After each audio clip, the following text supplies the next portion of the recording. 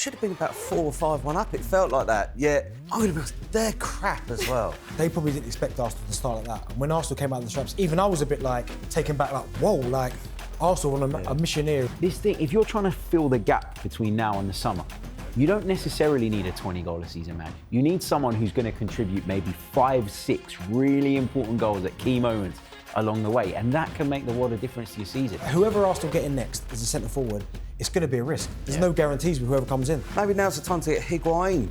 He's about 38, but he was the one. Do you remember it was always him, and then we ended up getting Yaya Sanogo.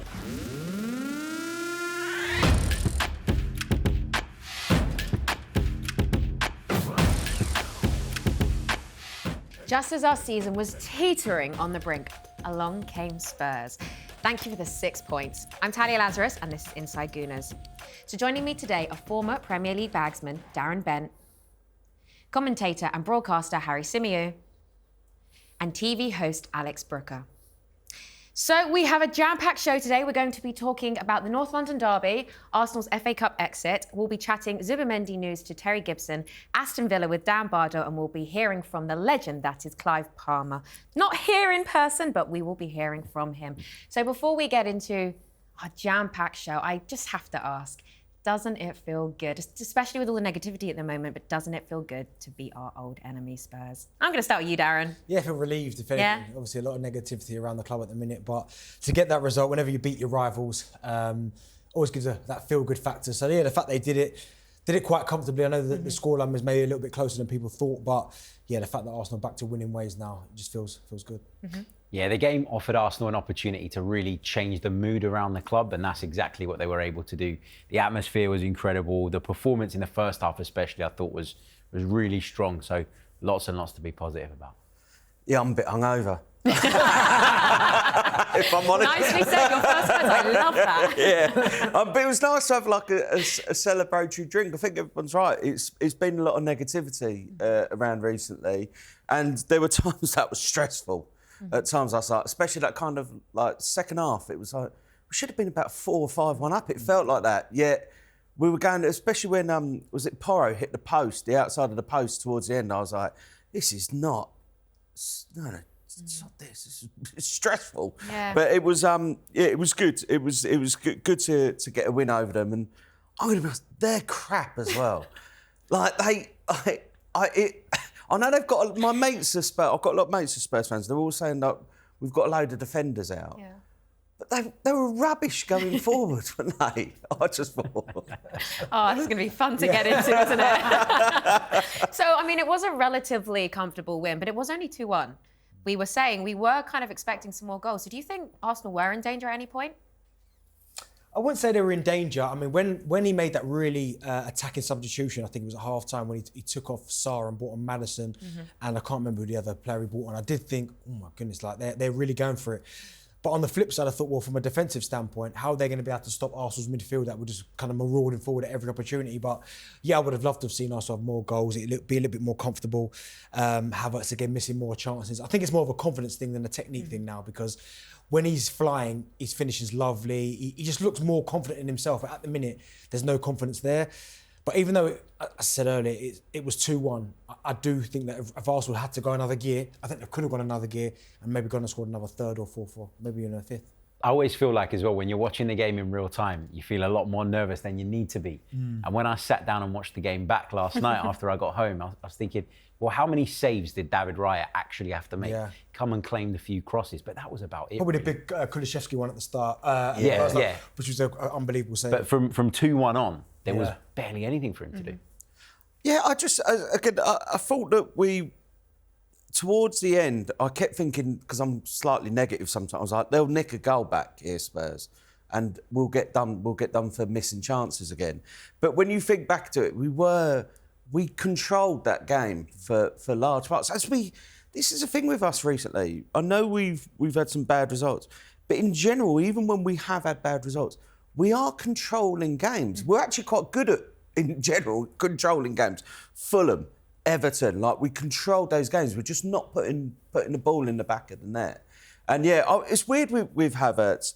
Like, I don't know, Darren, did you ever have like a spell where you just felt completely like devoid of confidence? Because to me, it feels like top players should be able to kind of keep their head up a bit more. Do you know what it is for Havertz? Because he's not a natural goal scorer, it almost feels a little bit, I wouldn't say alien to him, but I just think there are certain strikers, and myself included, where if I miss a chance, I was desperate to get another chance because I wanted to put that one right. He will almost at the minutes a little bit like, I wouldn't say he's coming away from wanting to get the chances, but he's finding himself in situations where he's getting the chances. So the only way he kind of comes out of this kind of flunk that he's in is by one going in the back of the net. I mean, you have to give him massive credit because he isn't shying away. Some centre forwards there, when they keep missing chances like he's doing, all of a sudden they start to go a little bit wider or a little bit deeper, so they're nowhere near the goal. He is still in there, near the 6-yard box, middle of the goal, trying to score, trying to take his opportunity. So you have to give him a lot of credit, but we shouldn't be too surprised. Like, he's never been a natural goal scorer. Yeah. That's the thing. We've almost, maybe not even so much Arsenal fans, but other fans, when we signed Havertz, almost thought we were buying him to be that centre forward to go and score 15 to 20 goals, and he's never been like that. No, he's not. But I think it's a broader problem that we have within the team, that the whole team as a collective are not potent enough in front of goal. And okay, Saka's out, and that's impacting in that sense. Martin Odegaard has missed a load of chances over the last couple of games. Declan Rice has missed a few chances as well. And I'm not saying that because I'm trying to dig out all these different players. I'm trying to make the point that as a collective, it's an issue. And I often think with Kai Havertz, there's so much focus on what he does in front of goal, rightly so, because he's a number 9 and he's playing in that position. But actually zoom out and look at what he brings the team overall, and you'll see he's still a really useful player and he's still got his value. He puts himself about, doesn't he? Yeah. And then, like last night, he did it so well. Even though he missed another couple of chances, because that was the thing, you know, after Sunday and Wednesday when he'd missed big chances against Newcastle and United. Last night, he still stood up. He was still there when we needed him. He still put himself about. He was still... I thought he held the ball up quite well. I think that's one of his strengths. And then, Alex, you were saying before about the dominance. You know, how dominant were Arsenal in those first 20 minutes? I mean, and again, it was one of those things where immediately, just because of how things have been going recently, I was like, we've got to... I kept saying it when we were in the pub before. We've got to score when we're on top. It's so important for us last night. And then we didn't. And obviously Spurs go 1-0 up. And I'll be honest with you, you feared the worst at that point because of how things have been going. But, you know, we stuck at it. We stuck at it. I think we've seen loads of dominance from Arsenal in recent weeks in terms of possession, attempts at goal, all of that stuff. But the thing that stuck out for me against Spurs was the intensity and aggression with which we started the game. That's what they couldn't live with. Were we making the right decisions in the final third a lot of the time? Probably not. Yeah. Did we have that finishing touch? No. But the aggression we played with, we had them pinned back. We were like a swarm of bees around that Tottenham team that were always going to try and play out from the back. And they just couldn't do it. No, we're winning the ball back within 5 seconds. It just felt like wherever we lost the ball, whoever was closest just went after them. And I think that set up that almost put them on the back foot because they're depleted by injuries. Their form's not great. They're playing against a side who third in the division at the time. They're probably thinking, do you know what? Hopefully they're a little bit fragile in terms of the confidence of the recent results. They probably didn't expect Arsenal to start like that. And when Arsenal came out of the traps, even I was a bit like taken back, like whoa, like Arsenal on a mission here. And I think that set up the tone of the game because once they realised that Arsenal were at that level, they just went. I think from a Spurs perspective, they would have been happy leaving there with a point. But I think also, you know, the team obviously needed that, but the fans needed that. You were saying we weren't expecting that. I think we all collectively needed to see Arsenal doing that because hopefully, you know, back to winning ways.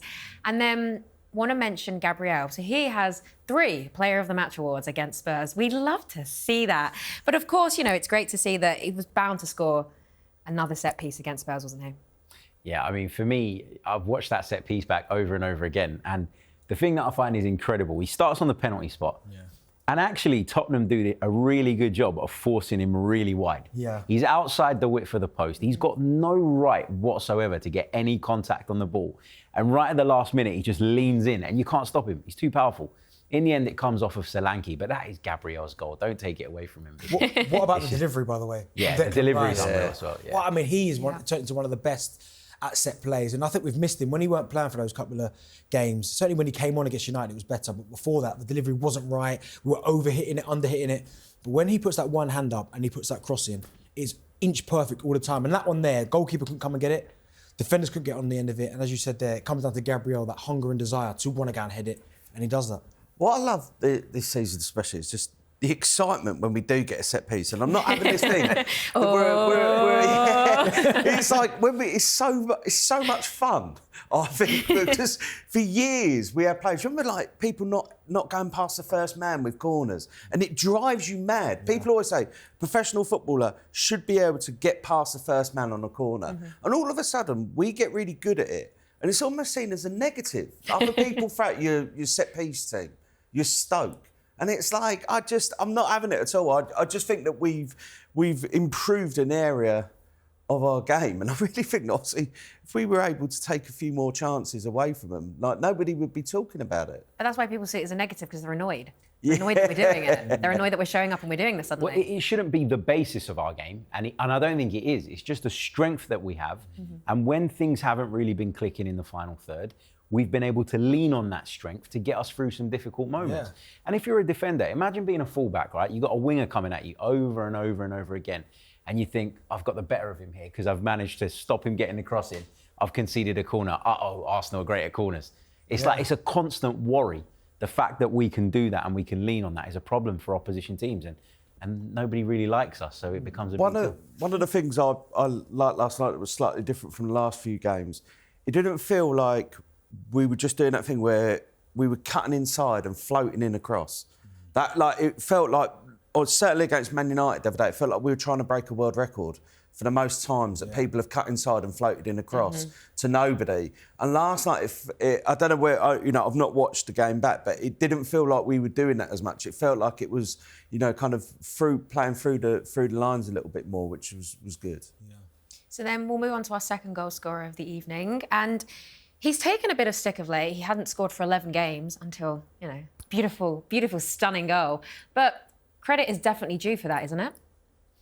Yeah, for sure. I mean, for me, I've been a critic of Leandro Trossard recently because I feel like his level has dropped a bit this season, just generally speaking. He's not the only one, but you do feel like he's lost that little bit of an edge in the final third. I always looked at him as maybe Arsenal's most potent finisher. You always said that if one person was going to get that chance, you'd want it to be him.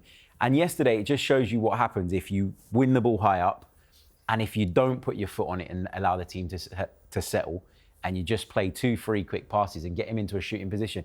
And then you've got to take it on. Don't put your foot on it. Don't turn back inside. Don't wait for support. Just have a go. And Trossard's got that confidence on his left foot as much as his right to have a go. He hits it low across the goalkeeper. He gets a little bit of fortune, I think, with the way the ball skids off the turf and beats the goalkeeper. But if you don't shoot, you don't score. It's that old saying again, isn't it? Yeah.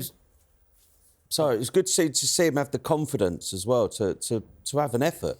Because again, recently he'd have cut back inside. Yeah. But it was good to see. I mean, I'm the last person who should criticise somebody for their handling, but I did think the keeper probably should have done better. If Raya concedes that, we're not happy. It is one of those with Trossard that I think he's been playing too many minutes. Like, I almost see him as if everyone's fit, I look at him more as an impact player, and that might be a little bit harsh on him because at moments he has been key in terms of crucial goals. But I'd say his energy levels just dropped a little bit, his decision making, maybe taking too long on the ball as well. But maybe that comes with relationships as well, because when he's in the team, he's got Odegaard, but he's had Havertz there, he's had Sterling, he's had Winieri who's out now. Nothing's been settled for some time now with Arsenal, and that goes back to the fullbacks as well, with Calafiori getting injured. Now it's Lewis-Skelly or Timber on that right-hand side. So maybe he suffered a little bit of that. But it was good to see him to score as well, because he probably needed that, probably give him a lift, give the team a lift, and again, it's just 3 points, isn't it? That's what you talk about, it's 3 points. By the way, Lewis-Skelly last night, I thought he was... I think that's probably his best game he's had for us. And it's so... There's, like, as fans, when you see people come through the academy, it's just something that's, like, extra special about it. And, like, last night, when he got booked as he went off, and he's, like, geeing up the crowd as well, it's probably my... Apart from obviously the fact that we won, that my highlight of last night was seeing him giving it the larger as he come off. Absolutely. And I think to Darren's point as well about the continuity, the relationships, I think you saw a more aggressive Leo Trossard yesterday because he was confident in Lewis-Skelly behind him. Of course. And that's mad. This kid's 18 years old. He's come out of nowhere. If you don't follow Arsenal, you'd have been sitting there last night thinking, who is this kid? He's come out, he looks assured, he's strong, he's tough, he's streetwise, he's smart. He was working the ball into Trossard early every time he got it. Work it into your winger early and allow them to have the 1v1 that they want. Don't work it into them late and allow 3-4 defenders to get back. So that was key as well to Trossard's performance, how good Lewis-Skelly was behind him. Do you know, he's not far from an England call-up. Really? And I'm telling you that now. He has to be, because you start looking in that area in terms of other teams and left-backs. Who's playing week in, week out? Lewis Hall's doing good at Newcastle. Chilwell can't stay fit. Luke Shaw can't stay fit. I think in that area there, I'm not saying it will be in the next squad because it probably won't. He's only just got himself in the team. But if he stays at that level all season, he has to get a cap at some point, because he's even surprising me that there's times I'm thinking, right, he's a young kid. Sometimes you have to take him out, put him back in because experience. But whoever he's up against, he's like, okay, I'm going to relish this. It doesn't faze me. I'm 18 years old, but I'm stronger than most. I can play. He plays that inverted fullback really, really well. He's quicker than people think as well. I think he's been so impressive. And going forward, for himself personally, the fact that you've seen off Kieran Tierney, you've seen off Zinchenko, you're in front of these guys who are experienced internationals, that's got to give him huge confidence. Well, he deserves a major shout out. So here it is, a major shout out to Myles Lewis-Skelly, especially after last night's performance. So then Declan Rice told TNT Sports last night, if we all saw it, that the mood in the stadium was completely different to the voices online. Alex, what do you make of that? Yeah, I think it's always the same though. Like I never like people taking on like something that somebody said online as like almost an opinion of the fan base in general. I think it's rubbish. Like half the people that I see, you know, gobbing off online, it's never accurate to what we all really think. Like all of my Arsenal WhatsApp groups, not one person has ever gone, yeah, I think Arteta's got to go if we don't do well this season. Yet you see it online, it's elevated. Not one person was saying like Havertz is completely awful. It's just, again, it's more like kind of level-headed. He's just low on confidence. I think that, should I say the mad bit last night? I saw. It felt sometimes though last night. It was the mood at the start was so, like, and the team were. They replicated it. It was everyone was up. The team were up, so the crowd were up. That first 20 minutes, it was so intense. It was so loud. I think that the only time that I sensed frustration last night was just obviously with the fact that we were just missing a few chances, and you get the old the groans when people give the ball away, and I felt like that came in a little bit second half. But I just think in general, it's never as good as people make out, and it's never as bad. It's somewhere in the middle, and I think that's where we are at the moment. Yeah, and I think, like, you know, you look at the crowd yesterday during the game, it would have been very, very easy, given recent results, having gone a goal down, for the moans and groans to start and for the atmosphere to completely die, and it didn't. Because the Arsenal fans that were in attendance, and I know there'd have been loads of similar-minded people that were watching it on TV from all around the world, were mature enough to understand that that was a really good Arsenal performance in that first period, and that if we stuck to that, the game would turn itself around.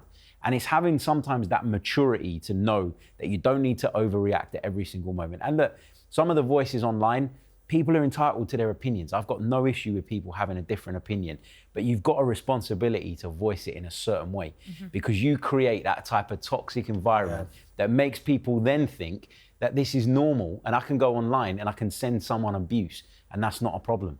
So you've got a responsibility as an entire fan base to make sure that the tone is respectful. It can be heated, it can be passionate, but once you cross that line, you're opening the door to all sorts. And I don't think some of these people realise what they're opening the door to each and every time they pick up a camera and go on a mad rant. Because as soon as you open the door, there are other people that may even be a little bit on the fence, and they're like, well, if that person can say that, I'm going to say it. And it's suddenly breeding things that are very different that don't even have to be out there. Well, we've seen it already, certainly with the Kai Havertz in his situation in his family. I think was his partner was getting abuse as well. And Harry's 100% right. I mean, there are people out there that obviously create this chaos because are they really Arsenal fans, some of the people? But I think when you start taking it personally, as it looks like it's happened to Kai Havertz, I think that's where you have got a responsibility to just go, do you know what? Let's just tone it down a little bit. Like Kai Havertz in himself, he doesn't mean to miss the chances. Unfortunately, it's part of football, it happens. Does that warrant him getting the abuse that he does? Definitely not. I mean, life... And his wife. Exactly, there are a lot bigger things to life than just football. So I think sometimes people need to just slow themselves down. Maybe just think before you start tweeting or jumping online and giving abuse. Yeah, there's a thing that people say everybody deserves a voice. And I think social media proves that actually some of them don't. Yeah. I actually think a lot of them probably don't. Yeah, I kind of agree. There's a lot of helmets about. They shouldn't be allowed. I just don't think. Yeah, I'd rather they didn't get the chance to voice that. Because that's the thing. Sometimes you just don't have to speak. You just don't have to say it. Exactly. You know, if you haven't got anything nice to say, sometimes there's just no point saying it. Or be constructive. Yeah. Or if it's going to be something, just be constructive. You're right. Of course. Yeah. Right. Well, anyway, look, we got the win, and that's all that matters. We beat Spurs again.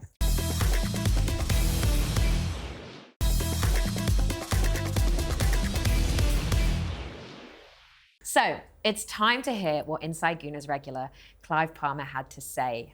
Clive, 19 points, 2 wins, back-to-back against Spurs in the Premier League this season. How big's that gap, my friend? There was a moment today, forget the gap, there was a moment today when I was questioning my knowledge about the team. When they scored, you're thinking, okay, they've had 4 touches in our box and they're 1-0 up. I'm not happy with that. Not happy with that, and now you're starting to think, okay, Newcastle, Man United, is this going to happen again? But we fought back, and this was a very important night. Forget about the 3 points. It means much more than that. It means that we're all together, and I think that's really important. It's important to me anyway.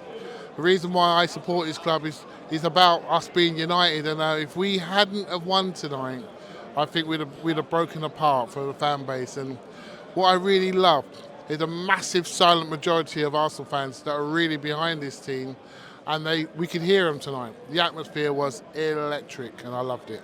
Well, it's the difference between, obviously you mentioned United and Man United on Sunday as well. I was speaking to a lot of fans out here off the back of the penalty shootout you got out of the FA Cup. It's quite toxic. So you saying you go off path a little bit, probably get massively off piste. Do you think then that will start a chain reaction? We saw what Arsenal was like 10 years ago when everyone would refer to them as Banter FC. Yeah. But was this the catalyst, beating Spurs, that you're back on that right track? I hope so, right? Look, every time we lose a game, we all go through a bit of grief, don't we? And I can't tell you how to feel. I was devastated after the United game. I just walked out of there really quickly. But I've come out of the ground tonight, and everyone else is in there still drinking. No one's coming out. So, but against United, we couldn't wait to get out of there. So I think it's very important that we have a level of balance. It is hard sometimes where you can see that, particularly offensively, we lack energy, we lack confidence, we lack execution. We can all see it. It doesn't mean we need to fire everybody. Every game does not need to be a referendum on some player or the manager. It can just be a game. You see what I mean? And I think we have to be have a bit more perspective than we actually currently Do you think a lot of Arsenal fans just can be quite hasty off the back of one performance? I can say it now, right? If we lost 3-2, maybe a different discussion. But that's the game, right? It's not. It's full of imperfections. If we all knew what had happened, we'd all be millionaires on the coupon, wouldn't we? We don't know what's going to happen. Spurs, literally, first shot, I couldn't believe it. I thought, this cannot be happening again. But the team fought back, right? And I think with the support of the crowd, we got something. We got our 3 points. So I'm not going to dampen the mood too much because we're in good spirits, but we obviously do need to discuss what happened with Man United. And we're not going to spend too long analysing the penalty shootout, but I mean, it's disappointing to be out of the FA Cup, isn't it, Harry?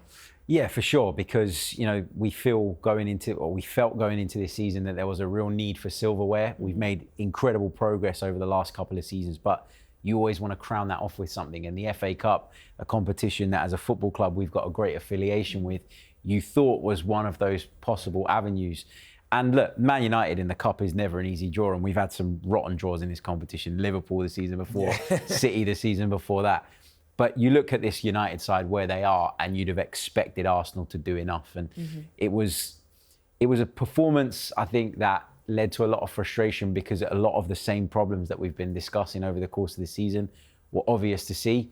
Not being ruthless enough in front of goal, having loads of the ball, but not being able to convert that into goals. And then obviously the fact that it's them and they had that big away allocation and you had to listen to them all. It was a horrible afternoon. I'm glad you're asking me nearly a week on from it, because if you'd have asked me that night, I wouldn't have been able to discuss it. And it's nice to ask you after, again, North London derby win. Yeah, it was frustrating on Sunday. There's no doubt about it. It just the chances missed. I mean, I'd literally just got back from Mexico that morning, and I genuinely thought I was jet lagged when I saw that Havertz chance go over the bar. I didn't think he'd actually missed it. I thought I must be still half tired. But then I watched the replay and it turns out, no, he actually did manage to kind of miss from 2 yards out.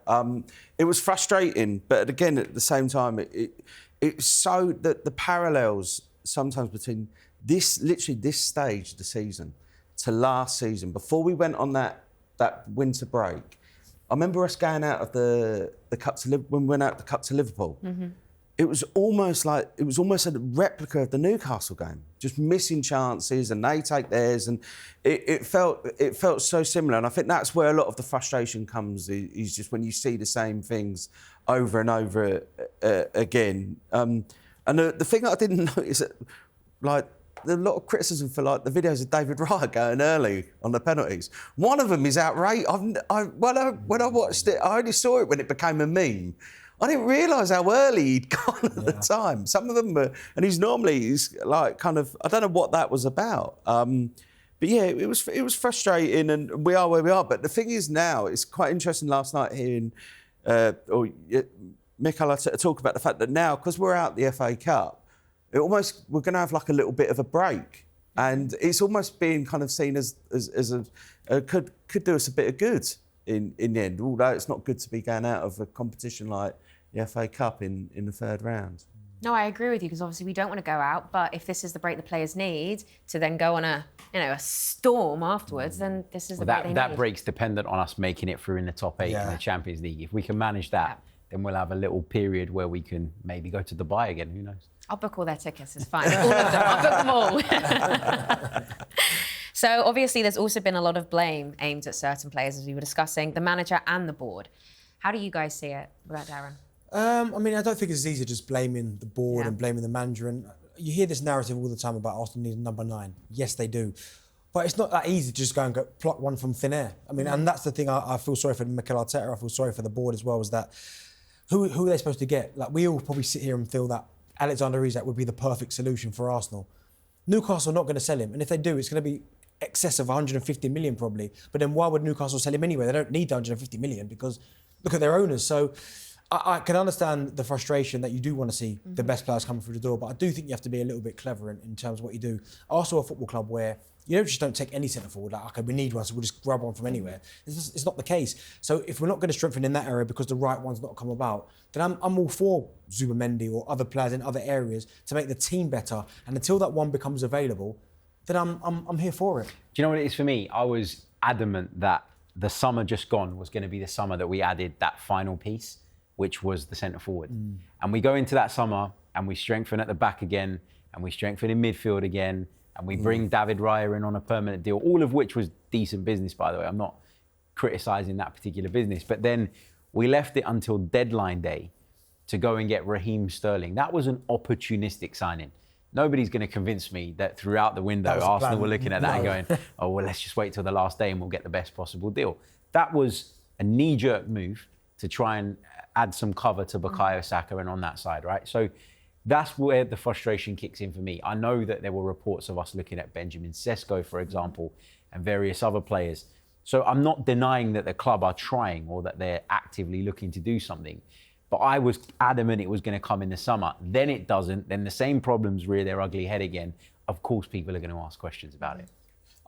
The thing I keep thinking about it is when people have a go at Arteta, and I've got no doubt, there's no doubt in my mind that he's like, if we think it, there's no way that Arteta's looking at that squad in general and the board looking at that squad and again, we don't need a striker. I think some of it is financial as well. I think there's a pot of money. We're not, we don't have endless money. We're not Chelsea, we're not City. And I think that they looked at it in the summer and I think they almost made, it feels like a kind of a calculated gamble in a way of going, right, we've got this money. We'd actually scored quite a lot of goals the second half of the season. Yeah. Players are on form. Shall we just use this pot of money to get Marino and Calafiori? And that's where they went. And I think that it's slightly backfired because of players being a bit more out of form. Like Trossard is one. Martinelli hasn't kind of hit the heights he used to. And then obviously the injuries. So it's kind of compounded it a little bit.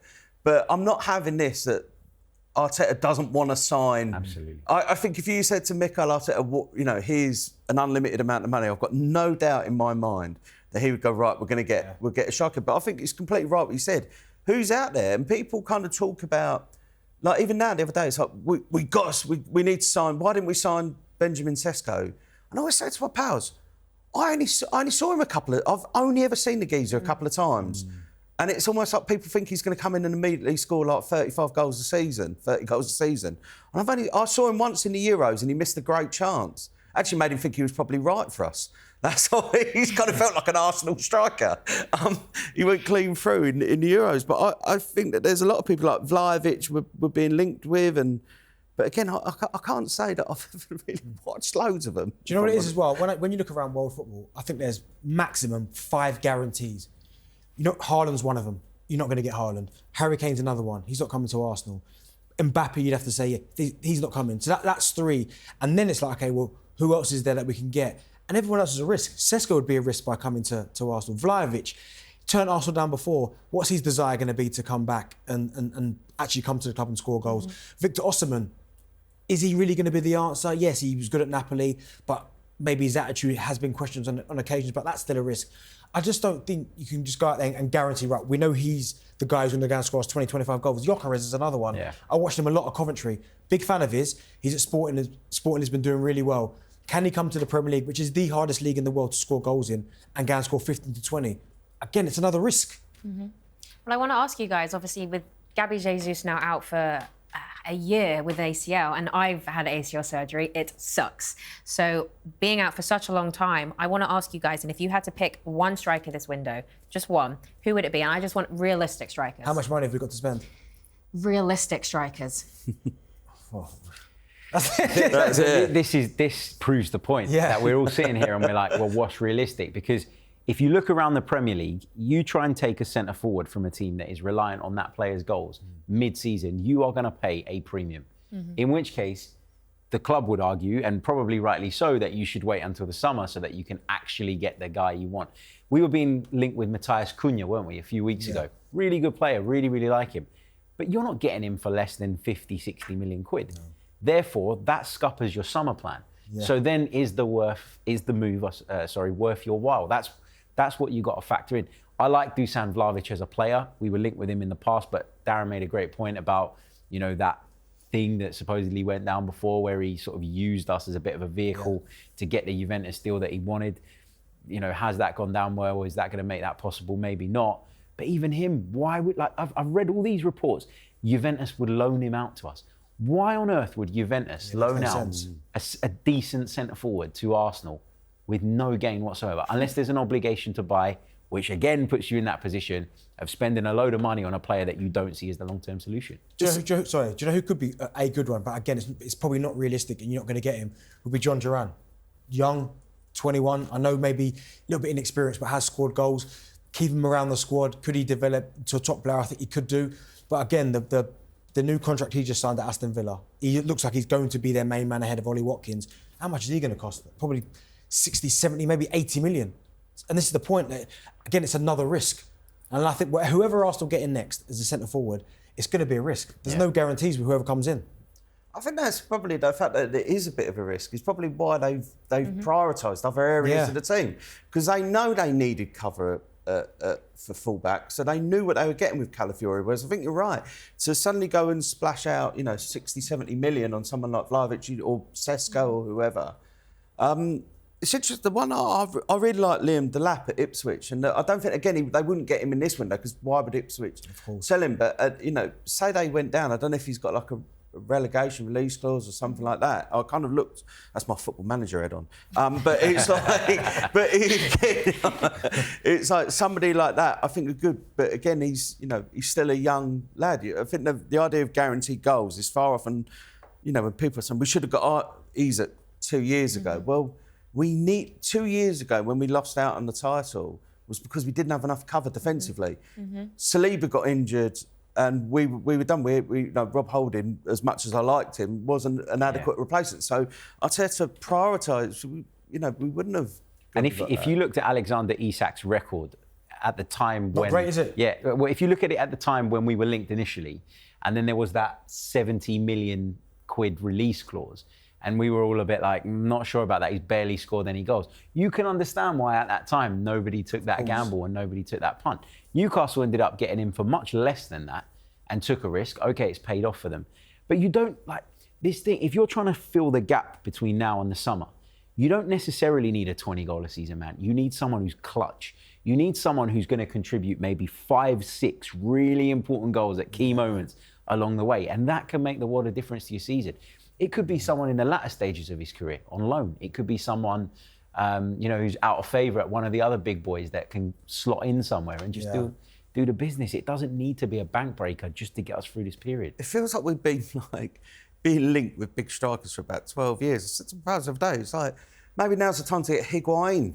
He's about 38, but he was the one. Do you remember? It was always him, and then we ended up getting Yaya Sanogo and Chamak. And it feels like this has been going on with Arsenal for so long. We've got Aubameyang and then Lacazette, but it just feels like we've always. It's like this long wait. It was Higuain. It was Draxler. It was Solomon Kalou. There was a list of them that used to just get recycled every summer. Yeah, all non-stop.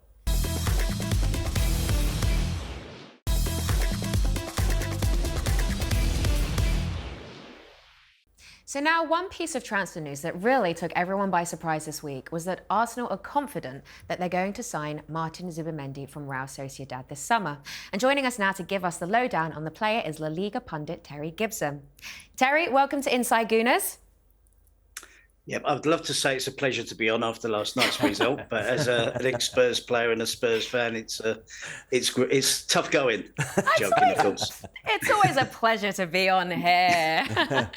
I knew I was coming on yesterday and I was hoping for a different outcome in last night's match, but it was a 2-1 thrashing, I have to be honest. And that's why I'm glad it's this outcome. We're going to get onto that, don't you worry. But first of all, how surprised were you to hear the story break that Arsenal are very likely to sign Zubimendi this summer? Well, I've looked into it and it was a surprise. And we have to go back to why he chose not to leave last summer and go to Liverpool, which was a big surprise because Liverpool should be a big attraction. But the reasons given was that he didn't want to leave that home, which is San Sebastian, where he's from, where Real Sociedad play. And also, I think he believed that Real Sociedad were going to have a better season than they are currently having. You know, they finished top 4 on a few occasions. They've had good runs in the Champions League.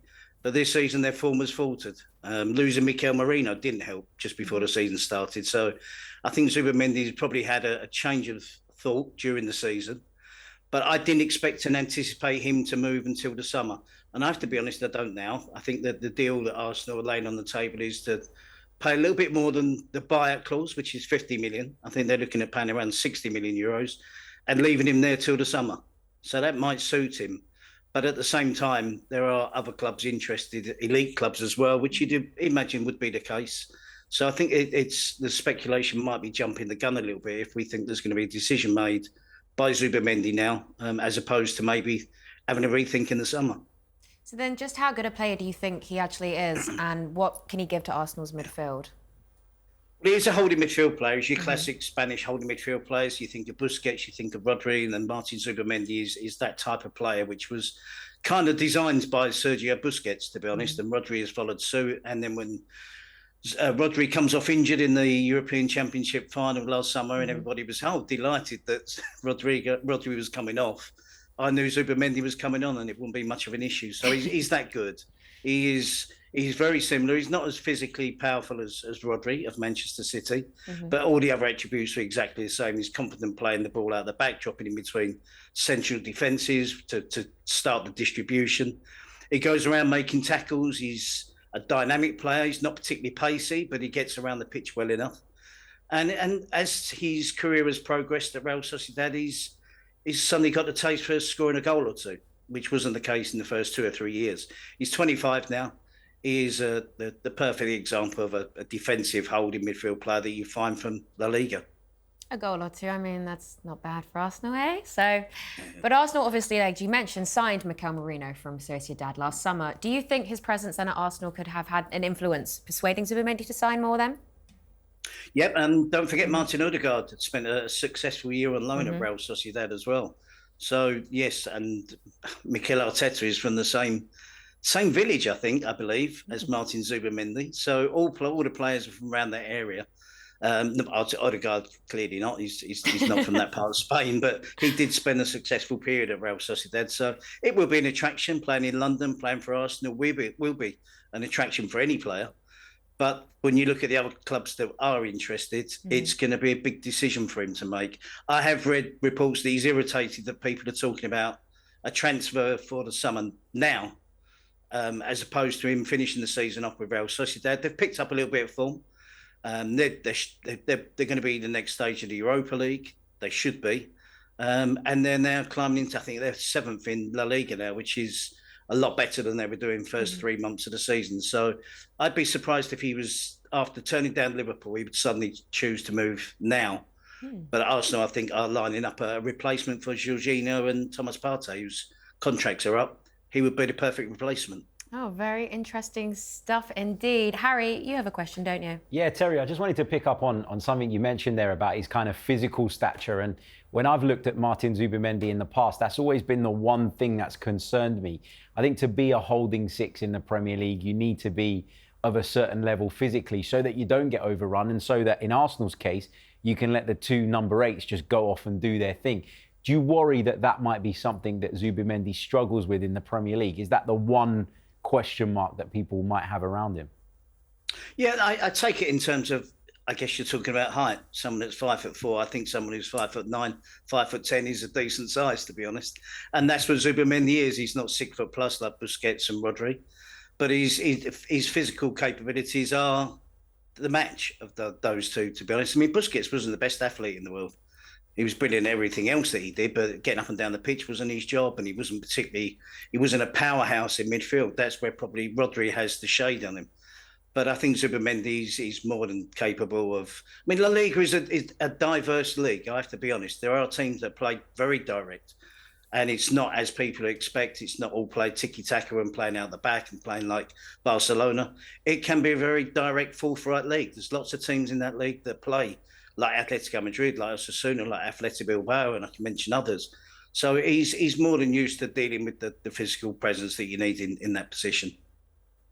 Terry, I'm not even sorry about this, but we can't let you go without talking about the North London derby. And you are a Spurs man, you have said. So how did you see it last night? As I said, it was a 2-1 thrashing. I couldn't believe Spurs had a chance of getting something from the game at the end of it. I think Arsenal dominated throughout. I was really cheesed off with the performance of Spurs. I was cheesed off that Postecoglou said after the game that his players weren't up for it. They didn't have the right attitude, which is probably shouldn't be saying that. I mean, we could all see that, but for him to confirm that was a bit of a blow. If you're not up for a North London derby, then you know what you doing. You know, it's a given. You can see what it meant to Arsenal. It should have meant the same to Spurs players. So I think it was Arsenal were dominant from the start to finish. But Spurs were always hanging on in there. And then they took the lead against the run of play. And they did have a couple of good chances prior to the goal. And to think that, you know, when Porro hits the post towards the end, we could have sneaked a draw out of it would have been ridiculous. But it was another depressing night for a Spurs fan. We're having quite a few at the moment. Oh, yeah, just a few. I mean, I have to mention, and I'm, again, not sorry to mention, but you are closer to relegation, aren't you, than you even are to Europe? Yep, I have to be honest. I look at the league table and I think we're level with Crystal Palace, and people have been, you know, Crystal Palace have been in that position for quite some time now. They got a win last night. Spurs get beat again, and we're level on points with Crystal Palace behind West Ham. So it's not ideal. Something has to change. Yes, the injuries are a factor. I mean, it's not just an excuse. There's when you're hitting one department of the team, as Spurs have been, in terms of, you know, all the defenders are missing, it's a blow. You can carry one defender missing, maybe a midfielder, maybe an attacker, 3 or 4 players out injured. But when you're missing 3 of your back 4 and the goalkeeper, then it is an issue. So despite that, every cloud has a silver lining. We've seen the young players that are getting opportunities. Bergvall and Archie Gray have been sensational. So we console ourselves with this hope there's a better future ahead. Hey, look, we all know how to console ourselves. We've been doing it as well recently as well. And you're right, every cloud does have a silver lining. So thank you very much, Terry, for joining us. My pleasure, sort of. So, guys, what are your thoughts about Zubimendi?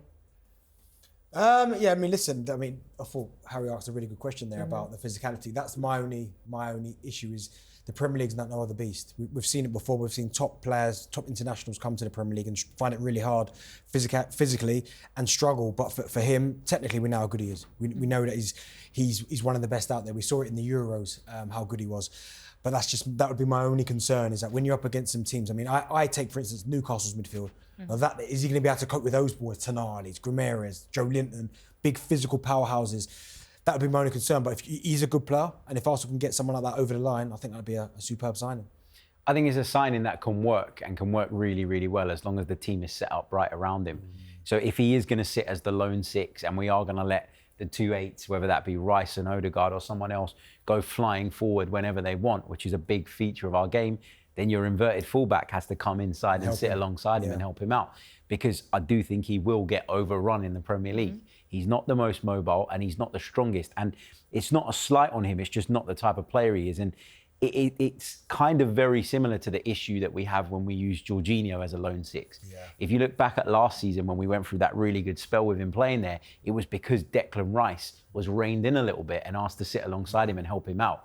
So if you're going to do that, then this can work. But you've got to be very mindful of what you're asking him to do and the size of the spaces you'd be asking him to cover. Do you know what it is as well? With Jorginho, I always feel like I'm more comfortable in possession when Jorginho's on the pitch because he dictates the tempo. But as Harry again saying there, it's on the flip side, when the transition, when we lose it, that's when you go, oh, like, has he got the legs, the mobility to get about, physicality as well? But yeah, he's going to need that little bit of protection, I think. It's interesting because people, when the news broke the other day, people were almost making out that it will free up Declan Rice to go further forward. But it sounds like he's probably going to need to help him out a little bit more. I think it's good forward planning from us. If we're, Jorginho's contract's up, Partey's contract's up, and they're already planning for the summer, it's I think, it'll be a great signing for us. It was just interesting the timing of it, where like the news kind of being leaked. It was interesting timing this week when we were kind of under pressure, a couple of bad results as a club, and just interested, obviously, with the fact that we're crying out for attacking players, and the news is like that we're buying another person that can kind of keep hold of the ball, which actually hasn't been our problem of late. It was kind of that thing. It's like I kind of said to my mates, I was like, that's what watching the Man United and Newcastle games. What we definitely need is someone else who can help us keep possession. It's just that's kind of the weird time. But I think he'll, I'm sure it'll be a great signing for us. Nothing's a coincidence. No, So no. Who knows? Who knows?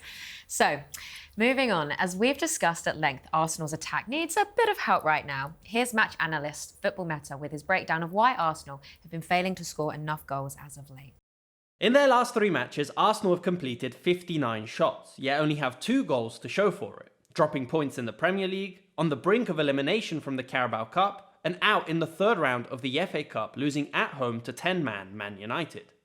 It's been a tough week for Arsenal, and a lot of questions are being asked on what is needed to fix these issues. While they initially seem to be coping relatively well with the absence of Saka with a player like Ethan Nwaneri, the cracks really started to show in their 1-1 draw to Brighton.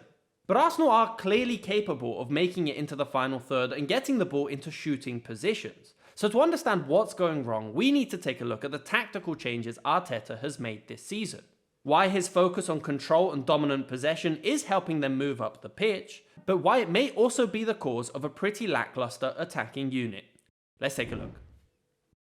Welcome to Talksport. My name is Cormac from Football Meta. Pressure seems to be mounting on Arteta as Arsenal crash out of the FA Cup against 10-man Man United.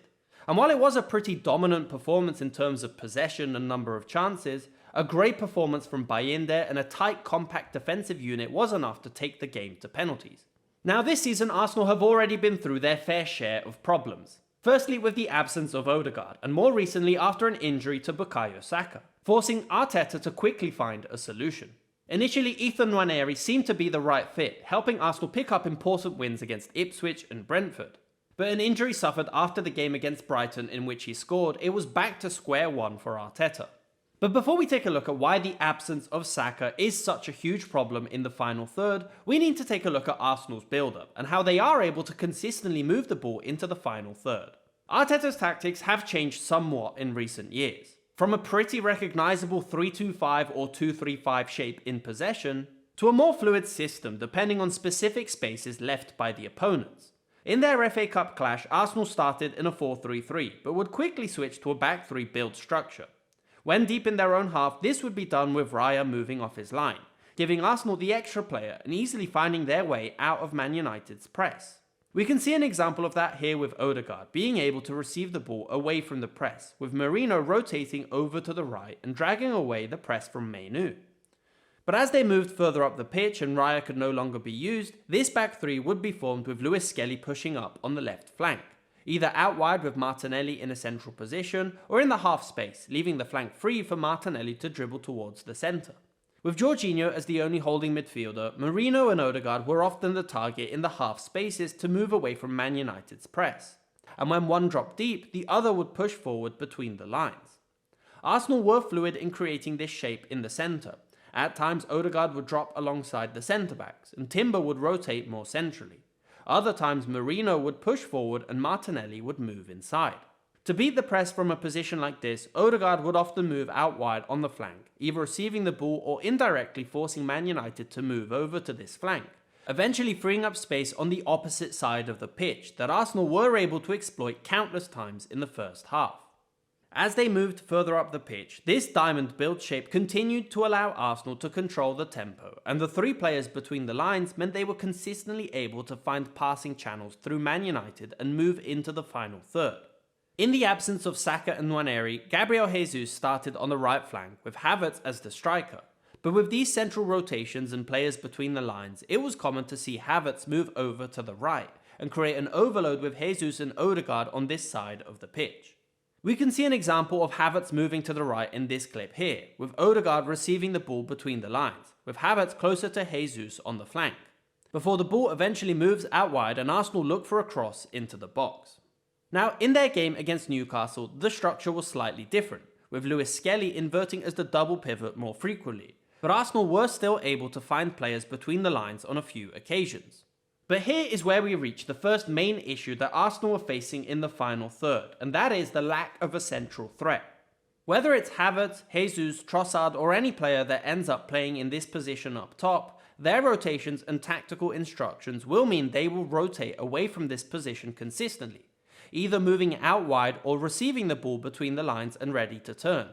But the issue is that once the ball is in this position, there is no immediate threat of a ball down the middle. So the only option is for a ball to go out wide on the flank. There is one exception to this lack of a central threat, and that comes from Martinelli in their recent games, finding himself through on goal on a few times by cutting into the space behind the defensive line. But his finishing has let him down so far from these positions, and it hasn't been something Arsenal have been able to consistently rely on.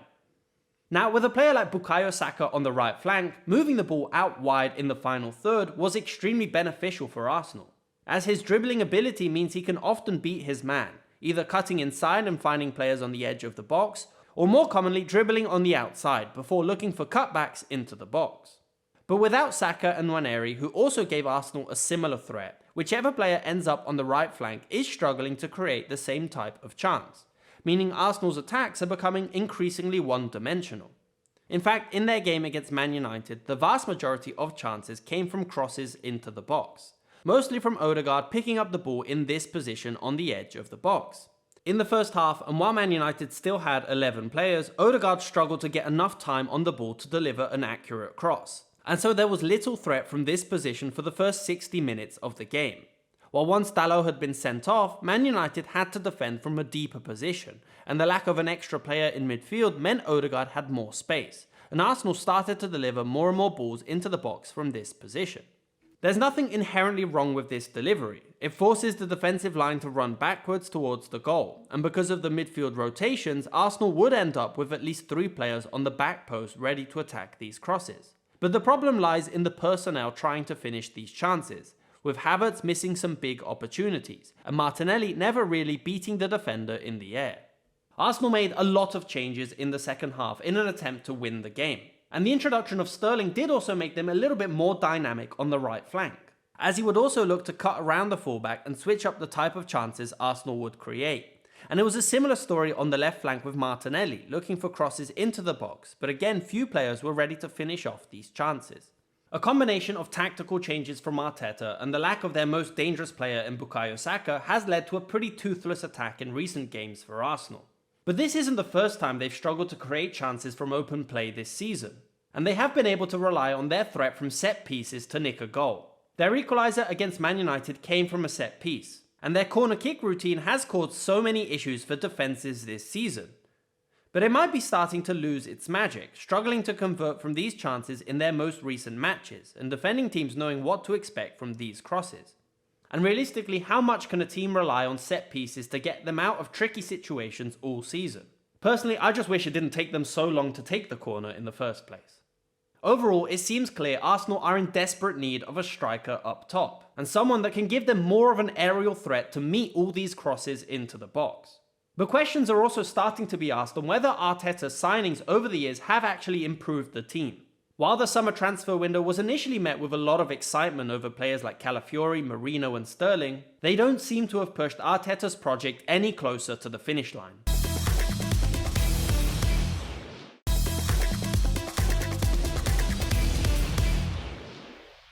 So let's look ahead now to the weekend as Arsenal face their former manager, Unai Emery, and his Aston Villa side. Joining us now is Villa fan Dan Bardell. Dan, welcome to Inside Gooners. Thank you for having me. So Dan and I, actually, the last time Dan and I, I've got a question for you guys. The last time Dan and I worked together, we ate cheesecake on the television because both Arteta and Unai Emery are from the same region in Spain. Do any of you know which region that is? Basque region? I want one. So Harry said the Basque. Sociedad area. Good one. What about you? I thought Basque. That was awful. We're going with Basque? It was. We ate Basque cheesecake because they're both from the Basque region. Yeah, that was good. It was good. Good cheesecake. It was the best cheesecake I've ever had, actually. Genuinely, it was unbelievable. The texture was phenomenal. No, but this isn't a joke. He loved it. He was so happy standing there at Villa Park eating his cheesecake. So, anyway, let's move past this. Dan, you probably have very fond memories of last season's game at the Emirates, but both teams' situations are slightly different this time round, aren't they? Yeah, we're a little bit off where we were at this stage last season. I think you're actually on the same points, aren't you, at the same stage of the season this time last year? So I think you're pretty much where you should be. Liverpool have just ran away with it a little bit, but yeah, great memories. Villa have won at the Emirates a few times in my life, but that was probably the one that got us over the line for top four last season, whereas for Arsenal, obviously, it was the game that ended up probably costing them the league title. So at this stage of the season, it's not quite as crucial as it was this time last year, but I genuinely think it will be a brilliant game. Both teams have won yesterday and picked up good results, and I actually think there'll be a lot of goals in this one at the weekend. Alex, do you think that we owe Villa one for last year's defeat, which effectively, as Dan just very nicely put it, cost us the title? Yeah, it did. And I still think back to that.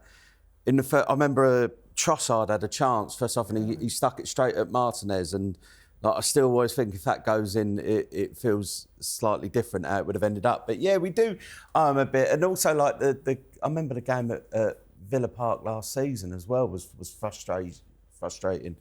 But, I think for the big thing for us is just for the fact that obviously we won last night, is just get a bit of momentum. Even a draw would feel like, feels... Disaster's a strong word, but it would be like, oh, here we go. It was kind of a one-off. I think for it's a big game for us on Saturday is to try and get another win. So, Dan, obviously a big away win for Villa last night. Does that give you a little bit more confidence coming into the game on Saturday? Yeah, we've started 2025 quite low-key good. We've probably not played well for the first three games of 2025, but we've won them all, which is important. I think maybe earlier on in the season, and Arsenal at home was a prime example of that. There's games where we've played well and not taken anything. The difference that day was Arsenal took their chances and Villa didn't, and that's probably not what's happening for Arsenal now. So I take a bit of confidence by the fact it feels like Arsenal are missing a lot of big chances in games, but it just feels like Villa they kept a clean sheet last night, but Villa will give up chances by virtue of the way that they play. So Arsenal will get chances. But I think Villa will as well. And the way Villa set up last night against Everton, the fullbacks were allowed to come forward and create the width, whereas the three players playing off Watkins, they were narrow and played as three number 10s. And what that did was it made Villa hard to break through offensively, albeit they're playing against Everton, who are pitiful going forward and pitiful in front of goal. But also going forward in transition, I just think Rodgers and Jacob Ramsey being close to Ollie Watkins, who I think will start over John Duran again. I do think there's gaps that you can get at Arsenal, as good as their defence is. I do think there's gaps in midfield that Villa in transition can maybe exploit. So I think it'll be a really, really good game. I'm not saying Villa are going to go there and win, but I do think there's a chance that Villa can definitely go there and take something. Dan, you mentioned it there, Ollie Watkins. How good is it that he's back scoring goals? Maybe hasn't quite been himself. John Duran looked like he was getting the shirt, then he gets himself suspended. But Watkins has come in, scored a couple of goals. I thought he looked really sharp last night against Everton. Yeah, you said to me earlier on in the season in the Talksport office that Villa have got two of the top 5 strikers in the Premier League, and I still think that's the case now. Even though there's been a little bit of a drop-off from Watkins, I still think what he gives you for 90 minutes or however long he plays, the off-the-ball stuff, the intangible stuff, I think he's still really, really important, and I think he's the right striker to play in this game. What's good is he's got that goal last night against Everton. Whilst Duran was suspended, it didn't feel like he grabbed the shirt with both hands in Duran's absence, but he did well last night. He missed a chance in the first half. He didn't dwell on it, and he took his chance in the second. But we all know that once Watkins scores one goal, he tends to go on runs and he tends to hit his goals in bursts. So he will get chances against Arsenal, and just him getting that monkey off his back and getting that goal, I think going into this game, he's the right choice to play. But just, the game's not going Villa's way. If the game's going Villa's way, just to know you've got John Duran to bring on in 60, 70 minutes, and he'll come on the pitch at the Emirates, a massive ground, playing against a massive team against Arsenal, and he'll be up for it and he'll want to do something. And usually he just manages to pull something out from nowhere. We've seen it so many times off the bench this season. So I think if Watkins can run Arsenal for 60, 70 minutes, having John Duran to bring on, if the game's close, that really could be a game changer. So speaking of John Duran, Dan, what do you make of Darren saying that Arsenal should take him? Well, yeah, I said I had to pick myself up off the floor before we came to do this segment. Look, I don't think it's beyond the realms of possibility that at some point John Duran ends up somewhere like Arsenal. It won't be January. He's just signed a new contract, but at some point, I think Villa are going to have a decision to make with Watkins or Duran. We know he can be a bit of a volatile character. I do think at some point he'll move from Villa for absolutely huge money, whether that be Arsenal or whether that be someone else. But in January, there's absolutely no chance Villa let him go. We're going well in the Champions League. We're in the FA Cup. We've still got ambitions to get top 4 or 5, whatever it takes to get into the Champions League. Villa will need both of them, and I just think it's such a unique situation. We talk about how hard the striker market is for Arsenal and other teams that need a striker. The fact that we've got 2 out-and-out goal scorers at our club is absolutely fantastic. Well, wait and see. Hey, we'll wait and see. Well, I just want to say, I'll actually say good luck this time. Good luck for the weekend. It's been a pleasure. Thank you for joining us. Thank you. Nice to see you all. So, how are you guys feeling for the weekend? Villa, it's a big game. It is a big game, but I'm confident. I think Villa haven't been as good. Maybe, I think they're getting better in this period because maybe the stress of the Champions League, the domestic football, was maybe taking its toll at the start of the season. I know they were in Europe last year, but the Champions League is not no other beast. So I'm confident Arsenal, though. After that win against Tottenham, I feel that they're calm, composed, and I feel that they're going in the right direction again. I'm a man fueled by revenge. So this is a game that, I think the players won't need any extra motivation for this. Aston Villa cost us the Premier League title last season at the Emirates Stadium. Yeah. Go out there and put it right. The team talk is done. There's nothing else that needs to be said in terms of Mikel Arteta's messaging across. Put the tactical stuff aside, but the motivation should be there already. Yeah, I just think it's important for us to get a win on Saturday, to get a bit of momentum, and I really believe that if we can take one of the early chances, if we get an early chance, we can take one. I think you always see it with the confidence. I'd love, I desperately want Havertz to score. Anyone on Saturday, but definitely Havertz. I'd love to see him score. I think if we get ahead, we'll win. It'd be nice, especially with everything that has been going on recently. It would actually be very nice to see Kai Havertz score. Yeah. So, come on, guys, we got this. We're going for the win again. So, guys, that is all we've got time for this week. A huge thanks to Darren, Harry, and Alex. We'll see you next Thursday, and remember, trust the process.